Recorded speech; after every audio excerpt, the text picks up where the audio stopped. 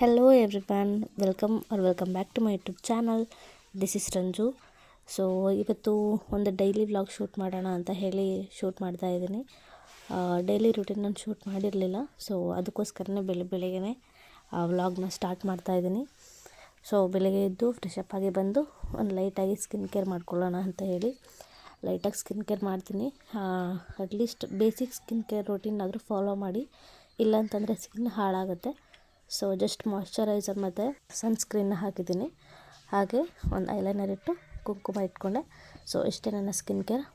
ಹಾಗೆಯೇ skin care ಎಲ್ಲ ಮುಗಿದ್ಮೇಲೆ ಸ್ವಲ್ಪ ತಿಂಡಿ ಮಾಡೋಣ ಅಂತ ಹೋಗ್ತಾ ಇದ್ದೀನಿ. ತಿಂಡಿಗೆ ಚಪಾತಿ ಮಾಡೋಣ ಅಂತ ಹೇಳಿ ಹಿಟ್ಟು ಕಲಿಸ್ತಾ ಇದ್ದೀನಿ. ಕ್ಯಾಶುವಲಾಗಿ ನಾನೊಬ್ಬಳೇ ಏನು ತಿಂಡಿ ಮಾಡೋದಿಲ್ಲ. ನಾನಾಗಲಿ ನಮ್ಮ ಅತ್ತಿಗೆ ಅಥವಾ ನಮ್ಮ ಮಮ್ಮಿ ಯಾರಾದರೂ 3 ಜನದಲ್ಲಿ ಯಾರಾದರೂ ಒಬ್ಬರು ಮಾಡ್ತಾಯಿರ್ತೀವಿ. ನಾನು ಬೆಳಿಗ್ಗೆ ಇದ್ದಾಗ ಅವರಿಬ್ಬರು ಹೊರಗಡೆ ಕೆಲಸ ಮಾಡ್ತಾಯಿದ್ರು. ಸೊ ಅದಕ್ಕೆ ನಾನೇ ತಿಂಡಿ ಮಾಡೋಣ ಅಂತ ಬಂದೆ. ಆ್ಯಕ್ಚುಲಿ ಇಷ್ಟು ಬೇಗ ಏನು ಮಾಡ್ತಾ ಇರಲಿಲ್ಲ, ಬಟ್ ನಮ್ಮ ಅಪ್ಪ ಮತ್ತು ನಮ್ಮ ಅಣ್ಣ ಇಬ್ಬರೂ ಬೆಳಿಗ್ಗೆ ಕೆಲಸಕ್ಕೆ ಹೊರಟೋಗ್ತಾರೆ. ಸೊ ಅವ್ರಿಗೋಸ್ಕರ 8:30 ತನಕ ತಿಂಡಿ ರೆಡಿ ಆಗಿರಬೇಕು. ಅದಕ್ಕೋಸ್ಕರ ತಿಂಡಿನ ಬೇಗ ಮಾಡ್ತೀವಿ ಮನೇಲಿ. ಸೊ ಏನಂತ ಅಂದರೆ ಚಪಾತಿ ಹಿಟ್ಟಿಗೆ ಕಲಸಿ ಮಡಗಿದೆ. ಚಪಾತಿ ಹಿಟ್ಟು ರೆಡಿ ಆಯಿತು. ಸೊ ಅದೊಂದು 10 to 20 ಮಿನಿಟ್ಸ್ ಸ್ವಲ್ಪ ನೆನೆಲಿ ಅಂತ ಹೇಳಿ ಅಲ್ಲಿ ತನಕ ಬೀಟ್ರೂಟ್ ಕಟ್ ಮಾಡ್ಕೊಳ್ಳೋಣ ಅಂತ ಮಾಡ್ಕೊತಾ ಇದ್ದೀನಿ. ವ್ಲಾಗ್ ಮಾಡ್ತಿರೋ ಉದ್ದೇಶ ಏನಪ್ಪ ಅಂತ ಅಂದರೆ, ನಂದು ಡೈಲಿ ರುಟೀನ್ ಇದೆಯಲ್ಲ, ನನಗೆ ಸ್ಯಾಟಿಸ್ಫೈ ಇಲ್ಲ. ಒಂದು ಹೆಲ್ತಿ ರುಟೀನನ್ನು ಫಾಲೋ ಮಾಡ್ತಿಲ್ಲ. ಜಸ್ಟ್ ಹೆಲ್ತಿ ಫುಡ್ ತಿಂತಿದ್ದೀನಿ, ಅದು ಓಕೆ, ಬಟ್ ಆ್ಯಕ್ಟಿವ್ ಆಗಿಲ್ಲ. ಬೆಳಿಗ್ಗೆ ಏನು ಆ್ಯಕ್ಟಿವ್ ಆಗಿರ್ತೀನಿ ತಿಂಡಿ ಮಾಡೋ ತನಕ ಅಷ್ಟೇ. ಆಮೇಲೆ ಫುಲ್ ಸೋಂಬೇರಿ ಆಗಿಬಿಟ್ಟಿದ್ದೀನಿ. ಸೊ ಡೈಲಿ ವ್ಲಾಗ್ ಸ್ಟಾರ್ಟ್ ಮಾಡ್ತಿರೋ ಉದ್ದೇಶನೂ ಅದೇ, ಸ್ವಲ್ಪ ಡೇ ಫುಲ್ ಆ್ಯಕ್ಟಿವ್ ಆಗಿರೋಣ ಅಂತ. ಸೊ ನೋಡೋಣ, ಇವತ್ತಿಂದ ಡೈಲಿ ವ್ಲಾಗ್ ಸ್ಟಾರ್ಟ್ ಮಾಡೋಣ ಅಂತ ಅಂದ್ಕೊಂಡಿದ್ದೀನಿ. ಸೊ ಚಪಾತಿಗೆ ಇವಾಗ ಬೀಟ್ರೂಟ್ ಪಲ್ಯ ಮಾಡೋಣ ಅಂತ. ಹೇಳಬೇಕು ಅಂದರೆ ಬ್ಲಡ್ ಎಷ್ಟು ಆ್ಯಕ್ಚುಲಿ ಗೊತ್ತಿಲ್ಲ. ಹೋದ್ಸಲ ಚೆಕ್ ಮಾಡಿಸಿರ್ಬೇಕಾದ್ರೆ ಬ್ಲಡ್ ಚೆಕಪ್ಪಲ್ಲಿ ಎಲ್ಲನೂ ಹೇಳಿದ್ರು, ಬಟ್ ಬ್ಲಡ್ ಎಷ್ಟು ಪಾಯಿಂಟ್ ಇದೆ ಅಂತ ಹೇಳಿರಲಿಲ್ಲ. ಸೊ ನಮ್ಮ ಡಾಕ್ಟ್ರ್ ಹತ್ರ ಹೋದಾಗ ಅವ್ರು ಒಂದ್ಸಲ ಬಂದು ಚೆಕಪ್ ಮಾಡಿಸಿ ಅಂತ ಹೇಳಿದ್ದಾರೆ, ಬಟ್ ಇನ್ನೂ ಹೋಗಿಲ್ಲ ನಾನು. ಸೊ ಸ್ವಲ್ಪ ಬೀಟ್ರೂಟ್ ಏನಾದರೂ ತಿಂದರೆ ಇನ್ಕ್ರೀಸ್ ಆಗುತ್ತೆ ಅನ್ನೋ ರೀಸನ್ಗೆ ಮಾಡ್ತಾ ಇದ್ದೀನಿ. ಸೊ ಬೀಟ್ರೂಟ್ ಒಳ್ಳೆ ಸೋರ್ಸ್ ಆಫ್ ಫೈಬರ್ ಮತ್ತು ಬ್ಲಡ್ ಇನ್ಕ್ರೀಸ್ ಮಾಡ್ಕೊಳ್ಳೋದಕ್ಕೂ ತುಂಬ ಒಳ್ಳೆ ಫುಡ್ ಇದು. ಊಟ ತಿನ್ನೋನೆಲ್ಲ ಬ್ಯಾಲೆನ್ಸ್ಡ್ ಮೀಲ್ ಮಾಡ್ತೀನಿ, ಸೊ ಏನು ಪ್ರಾಬ್ಲಮ್ ಇಲ್ಲ. ಬಟ್ ಆ್ಯಕ್ಟಿವ್ ಆಗಿಲ್ಲ ಅಂತ ಹೇಳೋದಿಲ್ಲ, ಅದೇ ಪ್ರಾಬ್ಲಮ್. ನೋಡೋಣ ಇನ್ಮೇಲಾದರೂ ಆ್ಯಕ್ಟಿವ್ ಆಗಿರ್ತೀನೋ ಏನೋ ಅಂತ. ಬೀಟ್ರೂಟ್ ಗೊಜ್ಜು ಮಾಡೋದಕ್ಕೆ ಎಲ್ಲನೂ ರೆಡಿ ಮಾಡ್ಕೊಂಡಿದ್ದೀನಿ.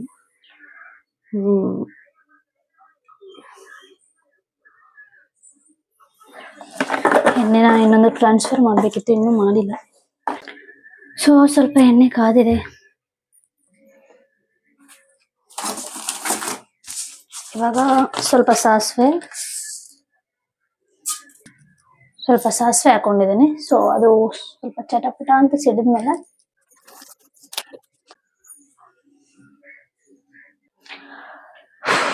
ಸಖತ್ ಸುಸ್ತಾಗ್ತಿದೆ. ಪ್ರೆಗ್ನೆನ್ಸಿಲಿ ತುಂಬ ಹೊತ್ತು ನಿಂತ್ಕೊಳ್ಳೋಕ್ಕಾಗೋದಿಲ್ಲ, ಸುಸ್ತಾಗುತ್ತೆ. ಸೊ ಸಾಸಿವೆ ಎಲ್ಲ ಚಟಪಟ ಅಂತ ಸಿಡಿತಾ ಇದೆ. ಕರ್ಬೇವಿನ ಸೊಪ್ಪು ಹಾಕ್ತೀನಿ. ಕರ್ಬೇವಿನ ಸೊಪ್ಪು ಆಯಿತು. ಅದಕ್ಕೆ ನಾರ್ಮಲಾಗಿ ಹೆಚ್ಚಿಟ್ಕೊಂಡಿರೋಂಥ ಸ್ವಲ್ಪ ಈರುಳ್ಳಿ,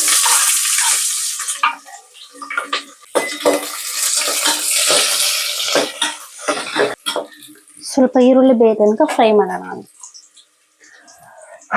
ನಮ್ಮ ಯಜಮಾನ್ರು ಹೋಗಿ 3 days ಆಗಿದೆ, ಇನ್ನೂ ಬಂದಿಲ್ಲ. ಮೇ ಬಿ ಇವತ್ತು ಬರಬಹುದು ಅಂತ ಅನ್ಸುತ್ತೆ, ನೋಡೋಣ. ಒಂದು ನಾರ್ಮಲ್ ರೂಟೀನನ್ನು ಫಾಲೋ ಮಾಡ್ತಾ ಇಲ್ಲ, ಅದೇ ಪ್ರಾಬ್ಲಮ್ ಇವಾಗ ನಮಗೆ. ಅಂದರೆ ಒಂದು ಹೆಲ್ತಿಯಾಗಿ ಆ್ಯಕ್ಟಿವ್ ಆಗಿ ಇಲ್ಲ ನಾನು.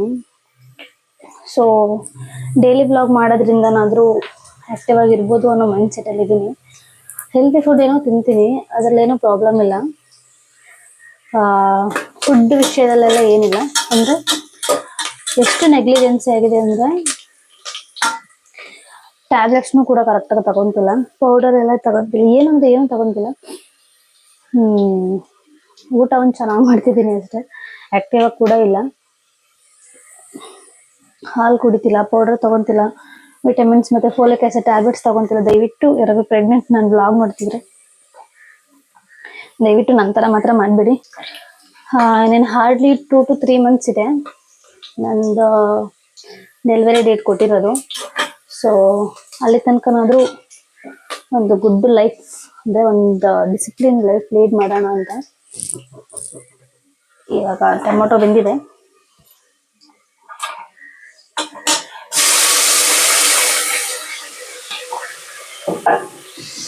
ಸಾರಿ, ಈರುಳ್ಳಿ ಬಂದಿದೆ, ಟೊಮೊಟೊ ಹಾಕ್ತಾ ಇದ್ದೀನಿ. ಒಂದಿಗೆ ಆಗ್ಬಿಡ್ತು.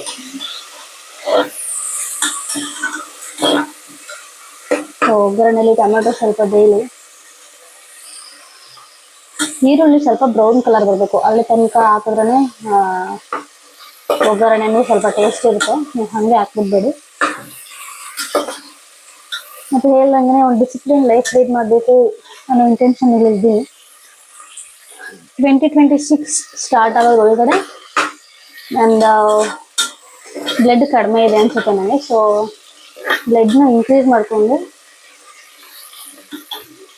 ಈ ಟೈಮ್ಗೆ, ಪ್ರೆಗ್ನೆನ್ಸಿ ಟೈಮ್ಗೆ ಯಾವ ರುಟೀನ್ ಬೇಕು ಅದನ್ನು ಕರೆಕ್ಟಾಗಿ ಫಾಲೋ ಮಾಡಬೇಕು ಅಂತ ಡಿಸೈಡ್ ಮಾಡಿದ್ದೀನಿ.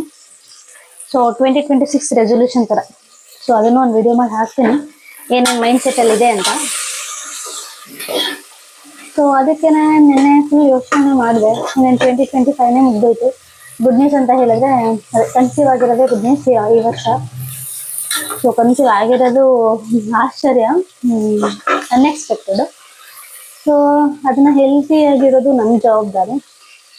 ಅದಕ್ಕೋಸ್ಕರ ಒಂದು ಹೆಲ್ತಿ ರುಟೀನನ್ನು ಫಾಲೋ ಮಾಡೋಣ ಅಂತ ಹೇಳಿ. ಅಂದರೆ ನನ್ನ ನಾರ್ಮಲ್ ರುಟೀನ್ ಹಿಂಗಿರಲ್ಲ. ಸೊ ನಮ್ಮ ಅತ್ತೆ ಇರ್ತಾರೆ, ನಮ್ಮ ಮಮ್ಮಿ ಇರುತ್ತೆ, ನಾನೇನಷ್ಟು ಒಂದು ಕೆಲಸ ಮಾಡಲ್ಲ. ಬಟ್ ಏನಂತಂದರೆ ನೈಟ್ ಮಾತ್ರ ವಾಕಿಂಗ್ ಹೋಗ್ತೀನಿ ಊಟ ಆದಮೇಲೆ. ಅದು ಬಿಟ್ಟರೆ ಬೆಳಗ್ಗೆನೂ ಹೋಗಲ್ಲ. ಸೊ ಆಮೇಲೆ ಲೇಟಾಗಿ ಎದ್ದೇಳ್ತೀನಿ. ಅದನ್ನೆಲ್ಲ ಅವಾಯ್ಡ್ ಮಾಡಿ ಬೆಳಿಗ್ಗೆ ಲೇಟ್ ಅಂದರೆ ಒಂದು 7-7:30ಗೆ ಎದ್ದೇಳ್ತೀನಿ ಅಷ್ಟೇ. ಸೊ ಅದಕ್ಕಿಂತನೂ ಮುಂಚೆ ಎದ್ದು ವಾಕಿಂಗ್ ಎಲ್ಲ ಮಾಡೋಣ ಅಂತ ಹೇಳಿ.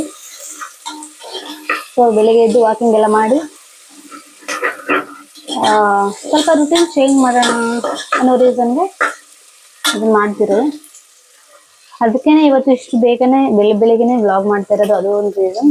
ಸೊ ನನ್ನ ರುಟೀನ್ ಸ್ವಲ್ಪ ಏನಾದರೂ ಚೇಂಜ್ ಆಗುತ್ತೆ ವಿಡಿಯೋಗೋಸ್ಕರ ಅನ್ನೋ ರೀಸನಿಂದ ನೋಡೋಣ. ಇವತ್ತಿಂದ ಅಂದ್ಕೊಂಡಿದ್ದೀನಿ. ಸೊ ಇನ್ ಕೇಸ್ ನಾನೇನಾದ್ರು ಫಾಲೋ ಮಾಡಿದ್ರೆ ಖಂಡಿತವಾಗ್ಲೂ ಪ್ರೆಗ್ನೆನ್ಸಿ ಸೀರೀಸ್ ಅಂತ ಡೈಲಿ ವ್ಲಾಗ್ ಮಾಡಿ ಹಾಕ್ತೀನಿ, ಇದಂತೂ ನಿಜ. ಇವಾಗ ಟೊಮೊಟೊನೂ ಬೆಂದಿದೆ. ಇವಾಗ ಬೀಟ್ರೂಟ್ ಹಾಕೋಬಿಡೋಣ. ಅವಾಗಲೇ ಕಟ್ ಮಾಡಿ ಇಟ್ಕೊತಿದ್ದೀನಿ. ಬೀಟ್ರೂಟ್ ಎಲ್ಲನೂ ಹಾಕೊತಿದ್ದೀನಿ. ಸೊ ಈ ಬೀಟ್ರೂಟ್ ಹಾಕಾದ್ಮೇಲೆ ಒಂದು ಸ್ವಲ್ಪ ಹೊತ್ತು ಒಗ್ಗರಣೆಲೆ ಬೇಯಿಸೋಣ. ಆ್ಯಕ್ಚುಲಿ ಸುಸ್ತಾಗ್ತಿದೆ, ನಿಂತ್ಕೊಳ್ಳೋಕ್ಕಾಗಲ್ಲ ತುಂಬ ಹೊತ್ತು. ಆ್ಯಕ್ಚುಲಿ ಈ ಟೈಮಲ್ಲಿ ಬೆಳಿಗ್ಗೆ ಬೇಗ ಎದ್ದೇಳೋದಕ್ಕೆ ಏನಕ್ಕೆ ಆಗಲ್ಲ ಅಂತ ಅಂದರೆ ಚಳಿ ಇರುತ್ತೆ. ಸೊ ಚಳಿ ಇರೋದ್ರಿಂದ ಬೇಗ ಎದ್ದೇಳೋದಕ್ಕಾಗತ್ತೆ. ಹಾಗೇ ಪ್ರೆಗ್ನೆನ್ಸಿಗಿನ್ನ ಮುಂಚೆ ಸ್ವಲ್ಪ ಹೇರ್ ಕೇರ್, ಸ್ಕಿನ್ ಕೇರ್ ಆದರೂ ಮಾಡ್ತಾ ಇದ್ದೆ.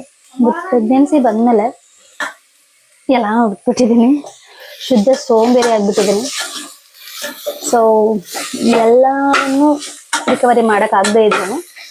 ಬಟ್ ಒಂದು ಹೆಲ್ತಿ ಲೈಫ್ ಸ್ಟೈಲ್, ನನ್ನ ಸ್ಕಿನ್ ಬಗ್ಗೆ, ನನ್ನ ಹೇರ್ ಬಗ್ಗೆ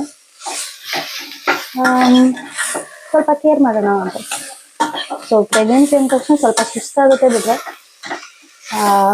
ಬೇರೆ ರೀತಿ ಎಲ್ಲ ಅಷ್ಟೊಂದೇನು ಸ್ಟ್ರೆಸ್ ಇಲ್ಲ, ನಾರ್ಮಲ್ ಆಗಿನೇ ಇದ್ದೀನಿ. So skin care, hair care ಮಾಡ್ಕೊಳ್ಳೋಷ್ಟು ಟಯರ್ಡ್ನೆಸ್ ಎಲ್ಲ ಆಗುತ್ತೆ ಅನ್ನೋದೆಲ್ಲ ಇಲ್ಲ, ನಾರ್ಮಲ್ ಆಗಿದ್ದೀನಿ. ಸೊ ಏನಕ್ಕೆ ಇಷ್ಟೊಂದು ನೆಗ್ಲೆಕ್ಟ್ ಮಾಡಿಬಿಟ್ಟಿದ್ದೀನಿ ಅಂತ ಸ್ವಲ್ಪ ಚೇಂಜ್ ಮಾಡ್ಕೊಳ್ಳೋಣ ರುಟೀನ್ ಅನ್ನೋ ರೀಸನ್ಗೆ ಡಿಸೈಡ್ ಮಾಡಿದ್ದೀನಿ. ನಿನ್ನೆ ಫುಲ್ ಯೋಚನೆ ಮಾಡಿ ಏನಕ್ಕೆ ಹಿಂಗೆ ಆಗ್ಬಿಟ್ಟೆ ನಾನು ಅಂತ ನಾನೇ ಯೋಚನೆ ಮಾಡಿ ರುಟೀನ್ ಚೇಂಜ್ ಮಾಡ್ಕೊಳ್ಳೋಣ ಅಂತ ಥಿಂಕ್ ಮಾಡಿದ್ದೀನಿ. ಸೊ ಆದರೆ ಇವತ್ತಿಂದನೇ ಕಂಟಿನ್ಯೂ ಮಾಡ್ತೀನಿ ವ್ಲಾಗ್ ಮಾಡ್ತಾ ಇರೋದ್ರಿಂದ. ಇವತ್ತಿನ ನಾನು ರುಟೀನ್ನ ಚೇಂಜ್ ಮಾಡ್ಕೊಳ್ತೀನಿ. ಸೊ ಇವಾಗ ಬೀಟ್ರೂಟು ಸ್ವಲ್ಪ ಬೆಂದಿದೆ, ಅದಕ್ಕೆ ಒಂದು ಮಸಾಲ ಆಡಿಸಿಟ್ಕೊಂಡಿದ್ದೆ, ಕಾಯಿ ಹುರ್ಗಡ್ಲೆ, ಕೊತ್ತಂಬರಿ ಸೊಪ್ಪು, ಶುಂಠಿ, ಬೆಳ್ಳುಳ್ಳಿ, ಸ್ವಲ್ಪ ಖಾರದ ಪುಡಿ ಎಲ್ಲನೂ ಸೇರಿಸಿ ಒಂದು ಮಸಾಲಾನ ರೆಡಿ ಮಾಡ್ಕೊಂಡಿದ್ದೀನಿ. ಸೊ ಅದನ್ನು ಹಾಕೊಳ್ತಾ ಇದ್ದೀನಿ ಅಲ್ಲಿ. ಸೊ ಮಸಾಲ ಹಾಕಿದ್ಮೇಲೆ ಅದನ್ನೊಂದು 5 ಮಿನಿಟ್ಸ್ ಹಾಗೆ ಬೇಯಿಸ್ಕೊಳ್ಳೋಣ.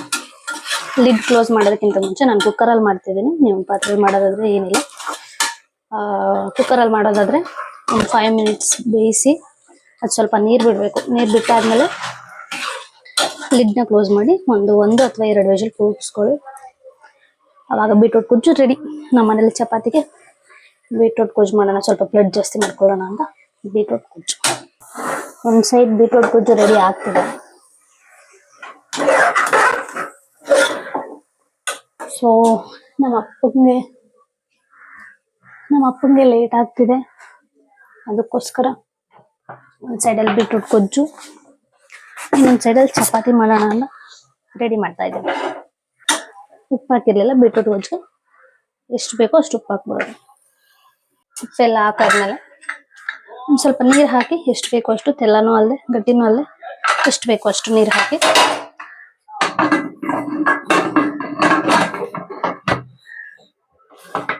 ಲಿಡ್ನ ಕ್ಲೋಸ್ ಮಾಡಿ ಒಂದು 1 or 2 ವಿಜಿಲ್ಸ್ನ ಕೂಗಿಸ್ಕೊಳ್ಳಿ. ಸೊ ಒಂದು ಸೈಡ್ ಚಪಾತಿನೂ ಬೇಯಿಸ್ಕೊಳ್ಳೋಣ ಅಂತ ರೆಡಿ ಮಾಡ್ತಿದ್ದೀನಿ.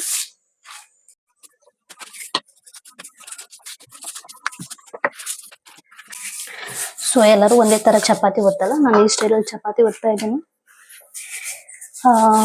ನಾನು ಇದನ್ನ ನಮ್ಮ ಹಾಸ್ಟೆಲಲ್ಲಿ ಇದ್ದಾಗ ಕಲ್ತ್ಕೊಂಡಿದ್ದೆ, ಈ ಸ್ಟೈಲಲ್ಲಿ ಚಪಾತಿ ಒತ್ತೋದು. ಸೊ ನಾನು ಮಾಡೋ ತಿಂಡಿಗಳಲ್ಲಿ ನನಗೆ ಇಷ್ಟ ಆಗಿರೋ ತಿಂಡಿ ಅಂದರೆ ಚಪಾತಿನೇ. ಬಿಕಾಸ್ ಚೆನ್ನಾಗಿ ಮಾಡ್ತೀನಿ ಅಂತ ನನಗೆ ಅನ್ಸುತ್ತೆ. ಚಪಾತಿ ಅಂದರೆ ನನಗೆ ತುಂಬ ಇಷ್ಟ. ಸಾಫ್ಟ್ ಆಗಿರುತ್ತೆ ನಾನು ಮಾಡೋ ಚಪಾತಿ, ಹೊರಟಿರೋದಿಲ್ಲ, ಸಾಫ್ಟ್ ಆಗಿರುತ್ತೆ. ಆಮೇಲೆ ನಾನು ಮಾಡೋ ಚಪಾತಿನ ನಾನೇ ಒತ್ತಿ ನಾನೇ ಬೇಯಿಸಿ ಸುಡಬೇಕು. ಬೇರೆಯವರು ಬೇಯಿಸಿದ್ರೆ ನಾನು ಒತ್ತಿ ಬೇರೆಯವ್ರು ಬೇಯಿಸಿದ್ರು ನನಗೆ ಇಷ್ಟ ಆಗುತ್ತೆ. ಸೊ ನಾನೇ ಮಾಡ್ಕೊಂಡು ನಾನೇ ತಿನ್ಬೇಕು. ಚಪಾತಿ ಒಂದನ್ನು ಮಾತ್ರ ನನಗೆ ಸ್ಯಾಟಿಸ್ಫೈ ಆಗ್ತಾರೆ.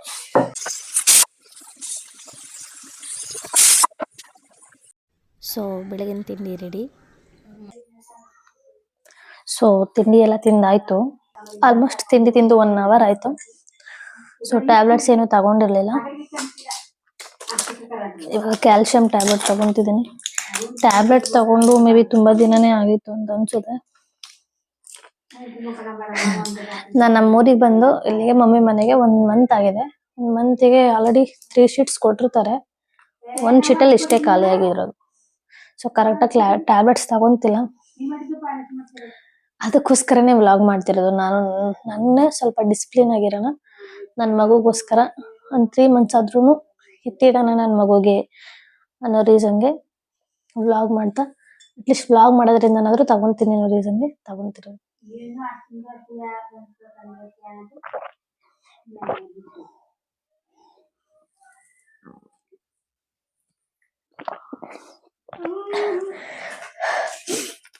ಈ ಟ್ಯಾಬ್ಲೆಟ್ ಎಷ್ಟು ದಪ್ಪ ಇದೆ ಅಂದ್ರೆ ಲಿಟ್ರಲಿ ನಂಗೆ ನುಂಗೋದಕ್ಕೆ ಆಗೋದಿಲ್ಲ.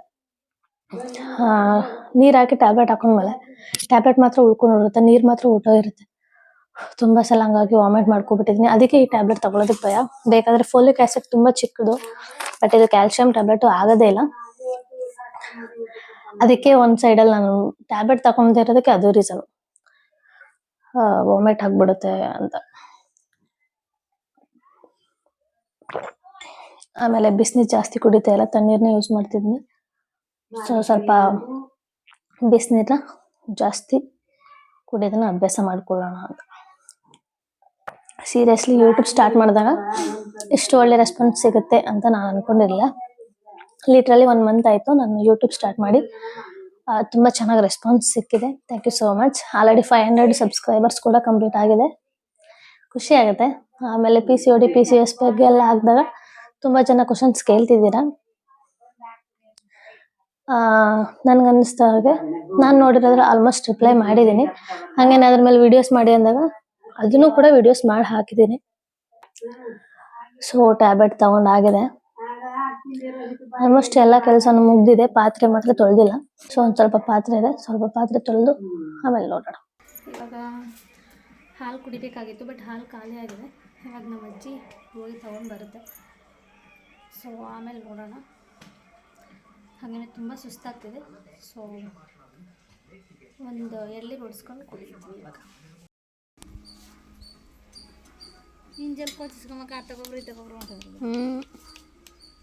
ಕಡಲೆಕಾಯಿ ನಮ್ಮ ಮಮ್ಮಿ ಮನೆ ಹಾಕೊಂಡು ಕೂತಿದೆ, ಕಾಯ್ಕೊಂಡು ಕಾಗೆಗೆ ಬರುತ್ತೆ ಅಂತ ನಮ್ಮ ಅಜ್ಜಿ ಕೈಲಿ ಎಳ್ನೀರು ಕೊಚ್ಚಿಸ್ತಾ ಇದ್ದೀವಿ.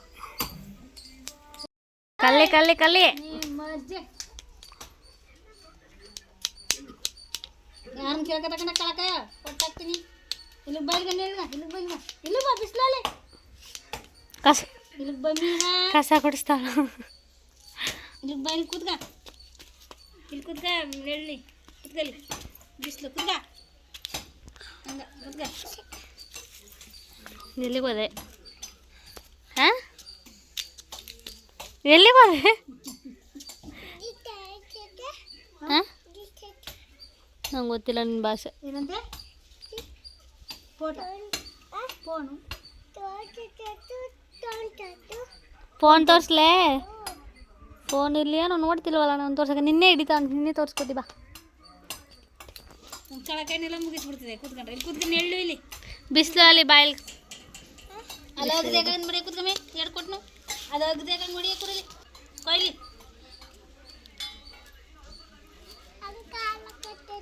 ಕಳಕಾಯಿ ಕಾಯ್ಕೋಬೇಕು, ಅದನ್ನ ನೀನೇ ತಿನ್ಕದನ್ನ. ನಿನ್ನ ಕಾಯಿ ಕಲಾಕ್ ಬಿಟ್ರೆ ಕಳಕಾಯಿನ ನೀನೇ ತಿಂದು ಮುಗಿಸ್ಬಿಡ್ತೀವಿ. ಅಂದ್ಬಿಟ್ಟು ಮಡಸರ ಮಗಳ ನೀನೇ ತಿನ್ಕದ್ವಿ.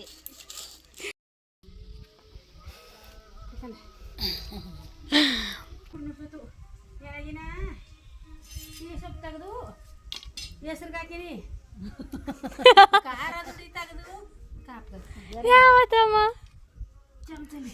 ಅಯ್ಯೋ ಭಗವಂತ,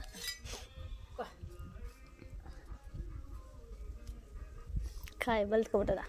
ಕಟ್ಟ ಕಟ್ಟ ಕೊಟ್ಟಿ ತಕ ಎಡ್ಕೊಂಡು ಐತ್ರಿ ಯಾರು ಬರ್ತಿದ್ದು ಗೊತ್ತಿಲ್ಲ. ಚೆನ್ನಾಗದ ಕುಡಿತು. ಚಿಕ್ಕದೇ ಬಲ್ತಗೋದಲ್ಲ. ಅರ್ಧ ಅರ್ಧ ಲೀಟ್ರ್ ಲೀಟ್ರದ್ದು ಎರಡು ಪ್ಯಾಕೆಟ್ ಹಾಲು, 1 ಲೀಟ್ರ್ ಹಾಲು, 1 ಲೀಟ್ರ್ ಹಾಲುನು, ಆಮೇಲೆ ಪೇಡ 1 ಪ್ಯಾಕೆಟ್ ಪೇಡನು. ಎಷ್ಟೊಂದು ಪ್ಯಾಕೆಟ್ ಬೇಡ ಅಂದ್ರೆ ಏ ಪಟ್ ಚಿಕ್ಕದು. ಅದೇ ಪಟೇರು ಎಷ್ಟು ರೂಪಾಯಿ ಗೊತ್ತಿಲ್ಲ ನಂಗೆ. ಅದು ಎಷ್ಟು ಏರು ಬಿಡು. ಒಂದು ಪ್ಯಾಕೆಟ್ ಜಾಸ್ತಿ ಏನ್ ಮಾಡಿಯಾ ಇದು ದುಡ್ಡಿದ್ದ. ನಾನು ತಗೊಂಡಿನಿ 100 ರೂಪಾಯಿ ರೋಗಕ್ಕೆ 100 ರೂಪಾಯಿ ಕೊಡ್ತೀನಿ. ಅಡ್ವಾನ್ಸಿ ಆಧಾರ್ ಕಾರ್ಡ್ ತಗೊಂಡಿದ್ಯಾ? ತಗೊಂಡಿನಿ. ಎಕ್ಸ್ಟ್ರಾ ಹೇಳು ಎಷ್ಟು ನಂಗೆ ಗೊತ್ತಿಲ್ಲ. 50 ರೂಪಾಯಿ ಅನ್ನೋದಕ್ಕೆ ನಂಗೆ ಗೊತ್ತಿಲ್ಲ ಕಮ್ಮಿ ಎಷ್ಟು ಅಂತ. ಪೇಡ ಪೇಡ ಬದ ಕಣೆ ಫೋನ್ ತಗೊಂಡಿದ್ಯಾ? ತಗೊಂಡಿನಿ. ಒಂದು ಫೋನ್ ಮಾಡ್ತೀನಿ. ಇಲ್ಲ ಫೋನ್ ಇಲ್ಲಿ ಅದ ಚಾರ್ಜ್ ಇಲ್ಲ. 100 ಪೇಡ ಅಂತ ಕಮ್ಮ, ಹಾಂ ಪೇಡ ಅಂತ 100 ರೂಪಾಯಿ ಕೊಡೋವು. ಯಾರನ್ನ ಗೊತ್ತೇ ಇರ ಮಸ್ತಾಗ ಬತ್ತೆ ಪೇಡ ಅಂದ್ರೆ ಕೊಟ್ಟು ಹಾಕೋದು. ಯಾಕೋ ಪೇಡ ತಿನ್ನಬೇಕು ಅಂತ ಅನ್ನಿಸ್ತಿದೆ. ಸೊ ಚೆನ್ನಾಗಿರುತ್ತೆ ಹಾಲಿನ ಡೈರಿಲಿ. ಸೊ ತಕ್ಷಣ ಇಲ್ಲಿ ಅದ ಇದು 50 ರೂಪಾಯಿ ಎಕ್ಸ್ಟ್ರಾ ಇಟ್ಕ. ಎಷ್ಟು ಕಮ್ಮಿ ತಗೋತೀನಿ ಪೀಡ. ಪೀಡ ಎಲ್ಲ ಅದು ಪೇಡ ಬರ್ಕೊಡ್ತೀರು. ಪೀಡ ಅಲ್ಲ ಅದು ಪೇಡ. ಪೇಡ ಬಾಯಿಲೆಲ್ಲ ಕಲ್ತ್ಕೊಂಡ ಹ್ಞೂ ಮತ್ತಿನೇನು ಮತ್ತ ಹ್ಞೂ ಸರಿ. ಯಾಕಂದ್ರೆ ನಮ್ಗೆ ಹೋಯ್ತು ಕಟ್ಟಿ ಮಾಡ್ತಾ ಪೀಡ ಅಂತಿದೆಯಲ್ಲ ಅವನ್ನ ಹೋಗಿ ನೀನು ಅಂಗಡಿ ಅವನ್ನ ಹೋಗಿ ಪೀಡ ಅಂದಿರ ಅವ ನಿನ್ನ ಅಪ್ಪ ಪೀಡ ಅಂದ್ಬಿಟ್ಟು ಪೇಡ ಕೊಡಪ್ಪ ಮನು ಹಂಗಂತಿರಲಿಲ್ಲ. ನನ್ನ ಪೀಡ ಅಂದಿರ ಮಾಡಿ ಜಗಳ ಹತ್ಕೊಂಡ್ರಲ್ಲಿ. ಸೊ ಏನಾದರೂ ಫ್ರೂಟ್ಸ್ ತಿನ್ನೋಣ ಅಂತ ಹೇಳಿ ಕಿತ್ತಳೆಹಣ್ಣು ತೊಗೊಂಡು ಬಂದೆ. ಬಟ್ ನಾನು ಕಿತ್ತಳೆಹಣ್ಣು ಹಾಗೆ ತಿನ್ನೋದಕ್ಕಾಗೋದಿಲ್ಲ. ಸೊ ಅದಕ್ಕೆ ಉಪ್ಪು ಖಾರ ಹಾಕ್ಕೊಂಡು ತಿಂತಾಯಿದ್ದೀನಿ. ನಮ್ಮ ಸ್ಕೂಲ್ ಟೈಮಲ್ಲಿ ನಾವು ಹೀಗೆ ತಿಂತಾಯಿದ್ದಿದ್ದು. ಸೊ ದಿನಕ್ಕೆ 2 ಫ್ರೂಟ್ ತಿನ್ನೋಣ ಅಂತ. ಸೊ ಕಿತ್ತಳೆಹಣ್ಣು ಮತ್ತು ಆ್ಯಪಲ್ ತಗೊಂಡು ತಿಂದೆ. ಒಂದೆರಡು ಪಾತ್ರೆಗಳೆಲ್ಲ ಇದ್ದು ಅದನ್ನೆಲ್ಲ ತೊಳೆದು ಜೋಡಿಸ್ತಾ ಇದ್ದೀನಿ. ನೋಡ್ತಾ ನೋಡ್ತಾ ಮಧ್ಯಾಹ್ನನೇ ಆಗೋಯ್ತು. ಸೊ ಪಾತ್ರೆಗಳೆಲ್ಲ ಜೋಡಿಸಾದ್ಮೇಲೆ ಅಡುಗೆ ಮಾಡಬೇಕು. ಸೊ ಅಡುಗೆಗೂ ಚಪಾತಿ ಹಿಟ್ಟೆ ಇದೆ. ಬೆಳಿಗ್ಗೆ ಮಾಡಿದಂತಹ ಬೀಟ್ರೂಟ್ ಗೊಜ್ಜು ಚಪಾತಿ ಹಿಟ್ಟೇನೆ ಇದೆ. ನಮ್ಮ ಮಮ್ಮಿಗೆ ಮುದ್ದೆ ಮಾಡ್ಲಾ ಅಂತ ಕೇಳಿದೆ, ಬಟ್ ಮಮ್ಮಿ ಚಪಾತಿನೇ ಮಾಡ್ಬಿಡು, ನಮ್ಮ ದೊಡ್ಡಮ್ಮ ಸೊಪ್ಪು ತಂದು ಕೊಟ್ಟಿದ್ದು, ಸೊಪ್ಪಿನ ಸಾಂಬಾರು ಮಾಡ್ತೀನಿ ಅಂತ ಹೇಳಿದೆ. ಸೊಪ್ಪಿನ ಸಾಂಬಾರೆಲ್ಲ ನೈಟ್ ಮಾಡ್ಕೊಳ್ಳೋಣ, ಇವಾಗ ಚಪಾತಿನೇ ಮಾಡ್ಬಿಡು ಅಂತ ಹೇಳ್ತು. ಸೊ ಇವಾಗ ಇದೆಲ್ಲ ಆದ್ಮೇಲೆ ಊಟಕ್ಕೆ ರೆಡಿ ಮಾಡಬೇಕು. ಸೊ ಚಪಾತಿ ಇಟ್ಟಿದೆ, ಅದನ್ನೇ ಸುಟ್ಟರೆ ಮಧ್ಯಾಹ್ನದ ಊಟನೂ ಮುಗೀತದೆ. ಸೊ ಮಧ್ಯಾಹ್ನ ಊಟಕ್ಕೆ ಸ್ವಲ್ಪ ರೈಸ್ನು ಕೂಡ ಮಾಡಿದ್ದೆ.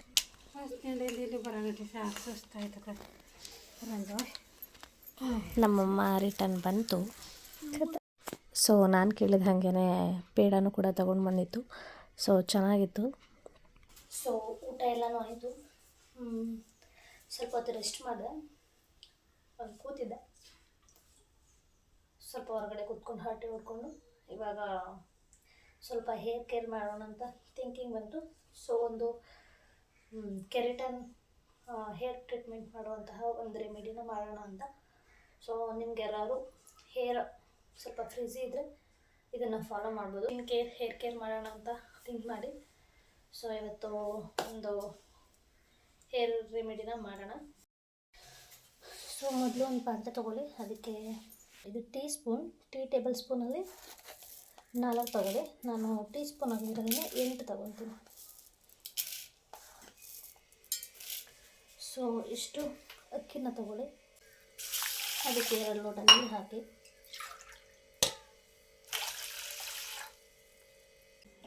ಸ್ಟವ್ ಹಚ್ಚಿ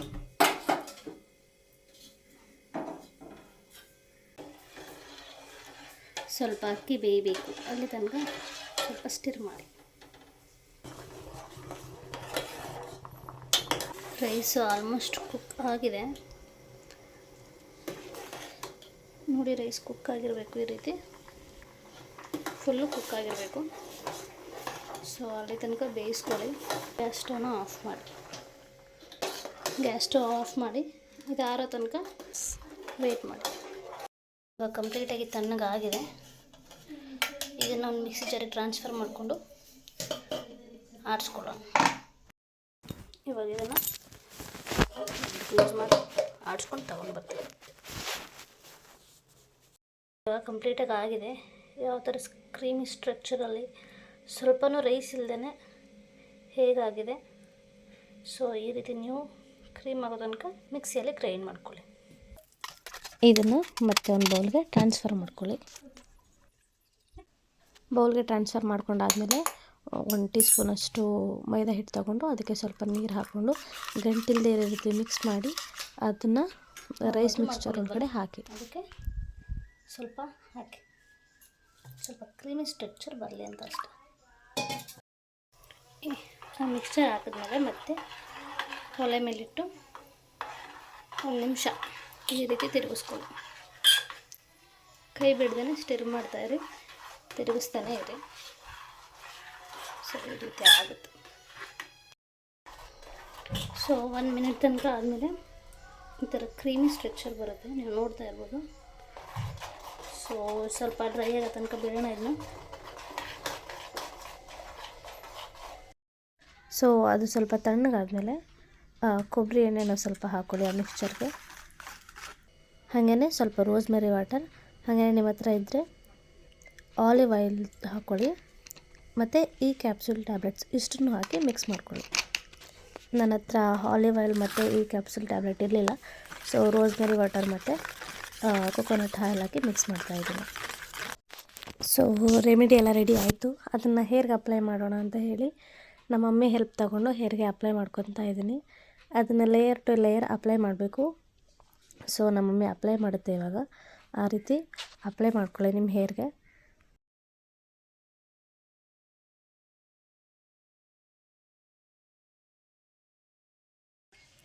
ನಮ್ಮ ಮಮ್ಮಿ ಹಚ್ಕೊಡ್ತು ಫುಲ್ಲೇ ಹಚ್ಕೊಟ್ಟಾದ್ಮೇಲೆ ಒಂದು ಸೇರಿಸಿ ಒಂದು ಕ್ಲಿಪ್ ಹಾಕಿದ್ದೀನಿ.